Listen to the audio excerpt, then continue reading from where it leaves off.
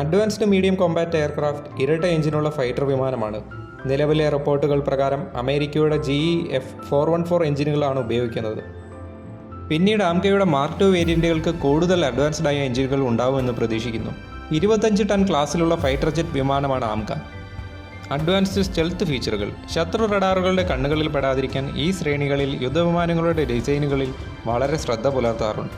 Radar cross സെക്ഷനുകൾ താരതമ്യേന കുറവായിരിക്കും മറ്റ് ജെറ്റ് വിമാനങ്ങളുമായി കമ്പയർ ചെയ്യുമ്പോൾ. കൂടാതെ കോമ്പോസിറ്റ് മെറ്റീരിയലുകൾ കൊണ്ടാകും ഇതിൻ്റെ ഘടനാ നിർമ്മാണവും. ഭാരവും റഡാർ ക്രോസ് സെക്ഷനും കുറയ്ക്കാൻ ഇത് സഹായിക്കുന്നു. റഡാർ അബ്സോർബൻ മെറ്റീരിയലും കൂടാതെ ഉണ്ടാകും.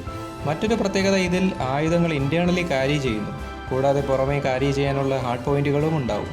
സൂപ്പർ ക്രൂയിസ് കേപ്പബിലിറ്റിയാണ് മറ്റൊരു സവിശേഷത. വിങ്മാൻ മദർഷിപ്പ് പ്രോഗ്രാമുകളിലും ആംകയെ പ്രതീക്ഷിക്കാം. അൺമാൻഡ് ഏരിയൽ വെഹിക്കിളുകളായ കാറ്റ്സ് വാരിയർ പോലെയുള്ള പ്ലാറ്റ്ഫോമുകൾക്ക് നിർദ്ദേശങ്ങൾ നൽകാനും അൺമാൻഡ് പ്ലാറ്റ്ഫോമുകളെ നയിക്കാനും ആംകയ്ക്ക് കഴിയും.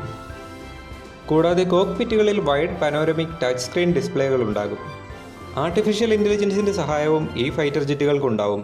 ഇത് ഫൈറ്റർ പൈലറ്റിന് തീരുമാനങ്ങൾ എടുക്കാൻ സഹായകമാകും. കൂടാതെ അഡ്വാൻസ്ഡ് ആയിട്ടുള്ള ഹെൽമെറ്റ് മൗണ്ട് ഡിസ്പ്ലേകളും ഉണ്ടാകും.